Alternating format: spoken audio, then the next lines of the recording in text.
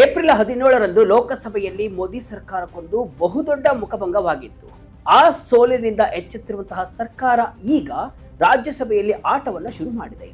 ರಾಜ್ಯಸಭೆಯನ್ನೇ ಅಖಾಡ ಮಾಡಿಕೊಂಡಿದೆ. ಆಪ್ನ 7 ಸಂಸದರ ಪಕ್ಷಾಂತರ ಕೇವಲ ಒಂದು ಪೊಲಿಟಿಕಲ್ ಡ್ರಾಮಾ ಅಲ್ಲ. ದಿಢೀರ್ ಅಂತ ಆಪ್ನ 7 ಸಂಸದರು ಬಿಜೆಪಿಗೆ ಬಂದಿರೋದು ಕೇವಲ ಟ್ರೈಲರ್ ಅಷ್ಟೇ. ಅಸಲಿಗೆ ಎನ್ಡಿಎ ಮೈತ್ರಿಕೂಟ ರಾಜ್ಯಸಭೆಯಲ್ಲಿ ಬೇರೆಯದ್ದೇ ಗೇಮ್ ಆಡ್ತಾ ಇದೆ.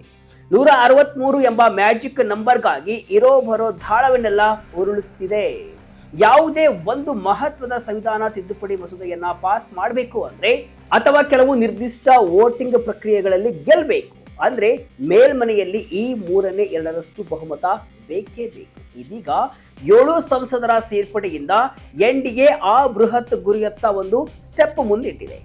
ಆದರೆ ಎನ್ಡಿಎಗೆ ಈ ಮ್ಯಾಜಿಕಲ್ ನಂಬರ್ ಮುಟ್ಟಲು ಇನ್ನೂ 17 ಸದಸ್ಯರ ಕೊರತೆ ಇದೆ. ಅಷ್ಟಕ್ಕೂ ಆಪ್ ಸಂಸದರ ಪಕ್ಷಾಂತರದ ಅಸಲಿ ಕಹಾನಿ ಏನು? ಈಗ ರಾಜ್ಯಸಭೆಯಲ್ಲಿ ಪಕ್ಷಗಳ ಬಲಾಬಲ ಹೇಗಿದೆ? ಬಿಜೆಪಿ ಮುಂದಿರುವಂತಹ ಸವಾಲುಗಳೇನು ಎಂಬುದನ್ನ ಈ ವಿಡಿಯೋದಲ್ಲಿ ಡೀಟೇಲ್ ಆಗಿ ನೋಡ್ಕೊಂಡು ಬರೋಣ ಬನ್ನಿ. ನಾನು ಶಿವಮೂರ್ತಿ ಸರ್ವ. ರಾಜ್ಯಸಭೆಯಲ್ಲಿ ಮೋದಿ ಆಟ ಶುರು. ಪಕ್ಷಾಂತರ ಕಾಯ್ದೆ ಮತ್ತೊಮ್ಮೆ ಬೈಪಾಸ್. ಹೌದು, ರಾಜ್ಯಸಭೆಯಲ್ಲಿ ಎನ್ಡಿಎ ಆಟ ಶುರು ಮಾಡಿದೆ. ಅಲ್ಲಿನ 2/3 ಮ್ಯಾಜಿಕ್ ನಂಬರ್ಗಾಗಿ ಇರೋ ಬರೋ ಎಲ್ಲಾ ದಾಳವನ್ನ ಮೋದಿ ಸರ್ಕಾರ ಉರುಳಿಸ್ತಾ ಇದೆ. ಈಗ ಡೈರೆಕ್ಟ್ ಆಗಿ ಅಸಲಿ ವಿಚಾರದ ಕಡೆ ಬರೋಣ. ರಾಘವ್ ಚಡ್ಡಾ ಸೇರಿ ಆಮ್ ಆದ್ಮಿ ಪಕ್ಷದ ಒಟ್ಟು 7 ಜನ ರಾಜ್ಯಸಭಾ ಸಂಸದರು ದಿಢೀರ್ ಅಂತ ಬಿಜೆಪಿಯೊಂದಿಗೆ ವಿಲೀನಗೊಂಡಿದ್ದಾರೆ. ಇದು ನಿಮಗೆ ಗೊತ್ತೇ ಇದೆ. ಇಲ್ಲಿ ಗಮನಿಸಬೇಕಾದ ಅತಿ ಮುಖ್ಯವಾದ ಅಂಶ ಅಂದ್ರೆ ಪಕ್ಷಾಂತರ ನಿಷೇಧ ಕಾಯ್ದೆ. ಕೇವಲ ಒಬ್ಬರೋ ಅಥವಾ ಇಬ್ಬರು ಸಂಸದರು ಪಕ್ಷ ಬಿಟ್ಟಿದ್ರೆ ಅವರು ಅನರ್ಹರಾಗ್ತಿದ್ರು. ಆದ್ರೆ ರಾಜ್ಯಸಭೆಯಲ್ಲಿರುವಂತಹ ಆಪ್ ಸಂಸದರ ಒಟ್ಟು ಸಂಖ್ಯೆಯಲ್ಲಿ 3/2 2/3 ಸಂಸದರು ಒಟ್ಟಾಗಿ ಹೋಗಿ ಬಿಜೆಪಿಯೊಂದಿಗೆ ವಿಲೀನಗೊಂಡಿದ್ದಾರೆ. ಹೀಗಾಗಿ ಇವರು ಕಾನೂನಿನ ಪ್ರಕಾರ ಅನರ್ಹತೆಯಿಂದ ಪಾರಾಗಿದ್ದಾರೆ. ರಾಜ್ಯಸಭಾ ಸಭಾಪತಿ ಸಿಪಿ ರಾಧಾಕೃಷ್ಣನ್ ಅವರು ಈ ವಿಲೀನ ಪ್ರಕ್ರಿಯೆಗೆ ಅಧಿಕೃತ ಅನುಮೋದನೆಯನ್ನ ನೀಡುವುದೊಂದೇ ಬಾಕಿ ಇದೆ. ಆದರೆ ಎಇಪಿ ಬಿಜೆಪಿಗೆ ಹೋದ ಸಂಸದರನ್ನ ಅನರ್ಹ ಮಾಡಿ ಅಂತ ಉಪರಾಷ್ಟ್ರಪತಿಗಳಿಗೆ ಪತ್ರವನ್ನ ಬರೆದಿದೆ. ಮೂಲಗಳ ಪ್ರಕಾರ ಈ 7 ಜನ ಸಂಸದರು ಆಪ್ನ ಸಂಸದೀಯ ಪಕ್ಷದ 3/2 ಬಹುಮತವನ್ನ ಹೊಂದಿರುವುದರಿಂದ ಅವರ ಈ ವಿಲೀನಕ್ಕೆ ಸಭಾಪತಿಗಳಿಂದ ಬಹುಬೇಗನೆ ಗ್ರೀನ್ ಸಿಗ್ನಲ್ ಸಿಗುವಂತಹ ಸಾಧ್ಯತೆಗಳು ದಟ್ಟವಾಗಿವೆ. 2019ರಲ್ಲಿ ಇದೇ ರೀತಿಯ ಟಿಡಿಪಿಯ 4 ರಾಜ್ಯಸಭಾ ಸಂಸದರು ಬಿಜೆಪಿಗೆ ಬಂದಿದ್ದರು. ಆಗ ಪಕ್ಷಾಂತರ ನಿಷೇಧ ಕಾಯ್ದೆ ಬೈಪಾಸ್ ಆಗಿತ್ತು. ಅದೇ ಇಲ್ಲಿಯೂ ಕೂಡ ರಿಪೀಟ್ ಆಗುವಂತಹ ಸಾಧ್ಯತೆ ಜಾಸ್ತಿ ಇವೆ. ರಾಜ್ಯಸಭೆಯ ಲೆಕ್ಕಾಚಾರ. ಯಾರ ಬಲ ಎಷ್ಟು? Magic number 163. ಎನ್ಡಿಎ ಇರೋದಿಲ್ಲ. ವೀಕ್ಷಕರೇ, ಈ ನಾಟಕೀಯ ಬೆಳವಣಿಗೆಯ ನಂತರ ಮೇಲ್ಮನೆಯ ಗಣಿತ ಸಂಪೂರ್ಣವಾಗಿ ಬದಲಾಗಿದೆ. ಆಪ್ನಿಂದ ಬಂದಂತಹ ಈ ಹೊಸ ಸಂಸದರ ಬೆಂಬಲದೊಂದಿಗೆ 244 ಸದಸ್ಯ ಬಲದ ರಾಜ್ಯಸಭೆಯಲ್ಲಿ ಇದೀಗ ಎನ್ಡಿಎ ಬಣದ ಒಟ್ಟು ಸಂಸದರ ಸಂಖ್ಯೆ 146ಕ್ಕೆ ಏರಿಕೆಯಾಗಿದೆ. ರಾಜ್ಯಸಭೆಯಲ್ಲಿ 3/2 ಬಹುಮತ ಸಾಧಿಸಲು ಬೇಕಾದಂತಹ ಮ್ಯಾಜಿಕ್ ನಂಬರ್ ಬಂದು 163. ಅಂದ್ರೆ ಎನ್ಡಿಎ ಮೈತ್ರಿಕೂಟ ಸದ್ಯಕ್ಕೆ ಈ ಬಹುಮತದಿಂದ ಕೇವಲ 17 ಸ್ಥಾನಗಳಷ್ಟು ಮಾತ್ರ ಹಿಂದಿದೆ. ಇನ್ನು ಮೈತ್ರಿಕೂಟವನ್ನ ಮುನ್ನಡೆಸುತ್ತಿರುವಂತಹ ಬಿಜೆಪಿಯ ಸ್ವಂತ ಬಲವನ್ನ ನೋಡುವುದಾದ್ರೆ ಸಭಾಪತಿಗಳು ವಿಲೀನಕ್ಕೆ ಒಪ್ಪಿಗೆಯನ್ನ ಸೂಚಿಸಿದ ಬಳಿಕ ಬಿಜೆಪಿಯ ಸ್ವಂತ ಸಂಸದರ ಸಂಖ್ಯೆ 106ರಿಂದ 113ಕ್ಕೆ ಏರಿಕೆ ಆಗಲಿದೆ. ಆದರೂ 244 ಸದಸ್ಯರ ಸದನದಲ್ಲಿ ಕೇವಲ ಸರಳ ಬಹುಮತ ಅಂದ್ರೆ 123 ಸ್ಥಾನಗಳನ್ನ ತಲುಪಲು ಬಿಜೆಪಿಗೆ ಸ್ವಂತ ಬಲದಲ್ಲಿ ಇನ್ನೂ 10 ಸ್ಥಾನಗಳ ಕೊರತೆ ಇದೆ. ಇದು ಪಕ್ಷದ ಮುಂದಿರುವಂತಹ ಒಂದು ಸಣ್ಣ ಸವಾಲಾಗಿದೆ. ಆದರೆ ಆಡಳಿತ ಪಕ್ಷಕ್ಕೆ 7 ಜನ ನಾಮನಿರ್ದೇಶಿತ ಸದಸ್ಯರು ಮತ್ತು 2 ಪಕ್ಷೇತರ ಸಂಸದರ ಬೆಂಬಲ ಸಿಗುವ ಸಾಧ್ಯತೆಗಳೇ ಇದ್ದು ಇವರನ್ನ ಸೇರಿಸಿದರೆ ಬಿಜೆಪಿಗೆ ಸಿಗುವಂತಹ ನೇರ ಬೆಂಬಲದ ಸಂಖ್ಯೆ 122ಕ್ಕೆ ತಲುಪುತ್ತೆ. ಇದು ಸರಳ ಬಹುಮತದ ನಿಖರವಾದ ಅರ್ಧದಷ್ಟು ಅಂಕಿಗೆ ಬಂದು ನಿಲ್ಲುತ್ತೆ. ಮೈತ್ರಿ ಪಕ್ಷಗಳೆಲ್ಲವನ್ನೂ ಕೂಡ ಸೇರಿಸಿದಾಗ ಈ ಬೆಂಬಲದ ಸಂಖ್ಯೆ 149ರವರೆಗೂ ಕೂಡ ಹೋಗಬಹುದು. ಒಟ್ನಲ್ಲಿ ಒಮ್ಮೆ ಎನ್ಡಿಎಗೆ ಮೇಲ್ಮನೆಯಲ್ಲಿ ಈ 163ರ ಮ್ಯಾಜಿಕ್ ನಂಬರ್ ಸಿಕ್ಕಿಬಿಟ್ರೆ ಸಂವಿಧಾನ ತಿದ್ದುಪಡಿ ಅಗತ್ಯವಿರುವಂತಹ ಯಾವುದೇ ನಿರ್ಣಾಯಕ ಮಸೂದೆಗಳನ್ನ ಪಾಸ್ ಮಾಡುವುದು ಸರ್ಕಾರಕ್ಕೆ ತೀರಾ ಸುಲಭವಾಗಲಿದೆ. ಲೋಕಸಭೆಯಲ್ಲಿ ಎದುರಾಗಿದ್ದ ಮುಖಭಂಗ. ಎನ್ಡಿಎಗೆ 2/3 ಬಹುಮತ ಯಾಕೆ ಮುಖ್ಯ? ನಿಮಗೆಲ್ಲ ಒಂದು ಪ್ರಶ್ನೆ ಕಾಡ್ತಿರಬಹುದು.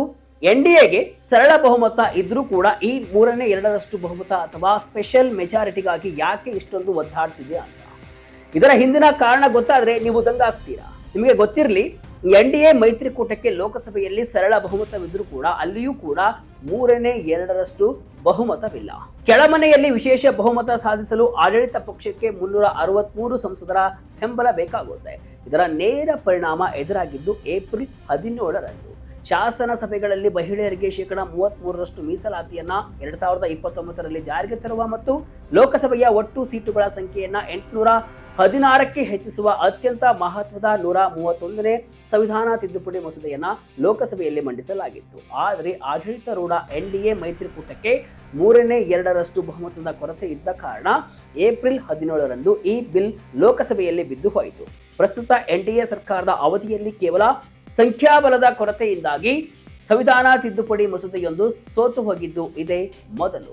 ಈ ಸೋಲಿನಿಂದ ಪಾಠ ಕಲಿತಿರುವಂತಹ ಸರ್ಕಾರ ಈಗ ಹೇಗಾದ್ರೂ ಮಾಡಿ ರಾಜ್ಯಸಭೆಯಲ್ಲಿ ತನ್ನ ಬಲವನ್ನ 163ಕ್ಕೆ ಏರಿಸಿಕೊಳ್ಳಲು ಪಣ ತೊಟ್ಟಿದೆ. ಮಹಿಳಾ ಮೀಸಲಾತಿಯಂತಹ ಬಿಲ್ಗಳನ್ನ ವಿರೋಧ ಪಕ್ಷಗಳ ಹಂಗಿಲ್ಲದೆ ಪಾಸ್ ಮಾಡಲು ಈ ಸ್ಪೆಷಲ್ ಮೆಜಾರಿಟಿ ಸರ್ಕಾರಕ್ಕೆ ಅನಿವಾರ್ಯವಾಗಿದೆ. ಲೋಕಸಭೆಯಲ್ಲಿ ಸದ್ಯಕ್ಕೆ ಏನು ಮಾಡುವುದಕ್ಕೆ ಆಗಲ್ಲ, ಆದರೆ ರಾಜ್ಯಸಭೆಯಲ್ಲಿ 163ರ ಮೆಜಾರಿಟಿ ತಲುಪಲು ಎಲ್ಲ ಸರ್ಕಸ್ ಅನ್ನ ಮೋದಿ ಸರ್ಕಾರ ಮಾಡ್ತಿದೆ.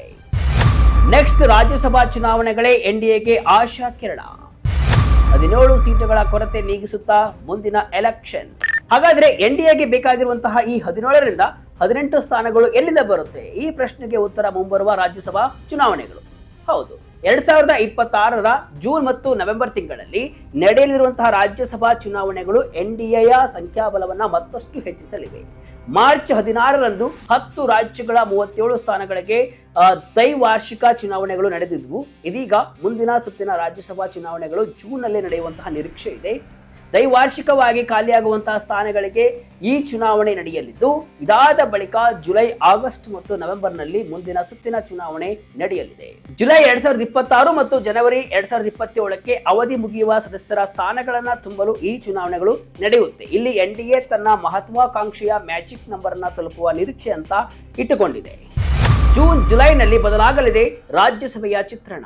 2026ರ ಮುಂಬರುವ ಚುನಾವಣೆಗಳಲ್ಲಿ ಎನ್ಡಿಎ ಮೈತ್ರಿಕೂಟ ತನ್ನ ಪ್ರಸ್ತುತ 145 ಸ್ಥಾನಗಳ ಬಲಕ್ಕೆ ಹೆಚ್ಚುವರಿಯಾಗಿ 10ರಿಂದ 20 ಸ್ಥಾನಗಳನ್ನು ಸೇರ್ಪಡೆ ಮಾಡಿಕೊಳ್ಳುವಂತಹ ಬಲವಾದ ಸಾಧ್ಯತೆ ಇದೆ. ಇದು 163ರ ಬಹುಮತಕ್ಕೆ ಇರುವಂತಹ 17 ಸ್ಥಾನಗಳ ಅಂತರವನ್ನ ಕ್ಲೋಸ್ ಮಾಡಬಹುದು.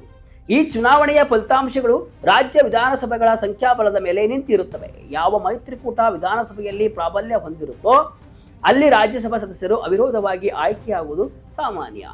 ಉತ್ತರ ಪ್ರದೇಶ ಮತ್ತು ಆಂಧ್ರ ಪ್ರದೇಶದಂತಹ ಪ್ರಮುಖ ರಾಜ್ಯಗಳಲ್ಲಿ ಎನ್ಡಿಎ ವಿಧಾನಸಭೆಯಲ್ಲಿ ಭಾರಿ ಬಹುಮತವನ್ನು ಹೊಂದಿವೆ. ಮುಂದಿನ ಜೂನ್ 2026ರಲ್ಲಿ ಉತ್ತರ ಪ್ರದೇಶ ಮತ್ತು ಆಂಧ್ರ ಪ್ರದೇಶದ ಹೆಚ್ಚಿನ ಸ್ಥಾನಗಳಿಗೆ ಚುನಾವಣೆ ನಡೆಯಲಿದ್ದು, ಜುಲೈ, ಆಗಸ್ಟ್ನಲ್ಲಿ ಕರ್ನಾಟಕ, ಕೇರಳ ಮುಂತಾದ ರಾಜ್ಯಗಳಿಗೆ ಮತ್ತು ನವೆಂಬರ್ 2026ರಲ್ಲಿ ಉಳಿದ ರಾಜ್ಯಗಳಿಗೆ ಚುನಾವಣೆ ನಡೆಯಲಿದೆ. ಒಟ್ಟಾರೆಯಾಗಿ 2026ರ ಸೈಕಲ್ನಲ್ಲಿ ಒಟ್ಟು 72 ಸ್ಥಾನಗಳಿಗೆ ಚುನಾವಣೆ ನಡೆಯಲಿದೆ. ಉತ್ತರ ಪ್ರದೇಶ ಮತ್ತು ಆಂಧ್ರ ಪ್ರದೇಶದಲ್ಲಿ ಬಹುತೇಕ ಸ್ಥಾನಗಳು ಎನ್ಡಿಎ ಪಾಲಾಗಲಿವೆ.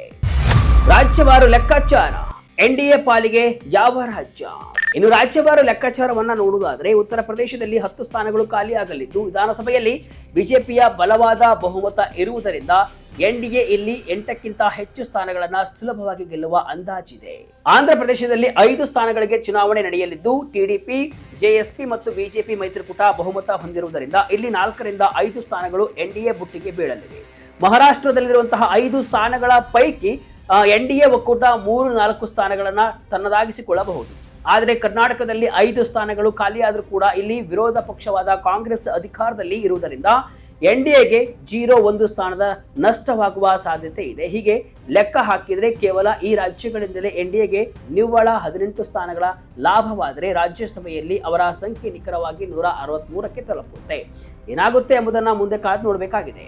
ಒಟ್ಟಿನಲ್ಲಿ ವೀಕ್ಷಕರೇ, ಆಪ್ನ 7 ಜನ ಸಂಸದರ ದಿಢೀರ್ ಪಕ್ಷಾಂತರ ಎನ್ಡಿಎ ಪಾಲಿಗೆ ರಾಜ್ಯಸಭೆಯಲ್ಲಿ ದೊಡ್ಡ ಬೂಸ್ಟರ್ ಡೋಸ್ ಕೊಟ್ಟಿದೆ. ಮೇಲ್ಮನೆಯಲ್ಲಿ ಒಮ್ಮೆ 3/2 ಬಹುಮತ ಸಿಕ್ಕರೆ ಇತ್ತೀಚೆಗೆ ಲೋಕಸಭೆಯಲ್ಲಿ ಬಿದ್ದು ಹೋದ ಮಹಿಳಾ ಮೀಸಲಾತಿಯಂತಹ ಮಹತ್ವದ ಸಂವಿಧಾನ ತಿದ್ದುಪಡಿ ಮಸೂದೆಗಳನ್ನು ಪಾಸ್ ಮಾಡುವುದು ಸರ್ಕಾರಕ್ಕೆ ಬೆಣ್ಣೆಯಿಂದ ಕೂದಲನ್ನ ತೆಗೆದಷ್ಟು ಈಸಿ ಆಗುತ್ತೆ.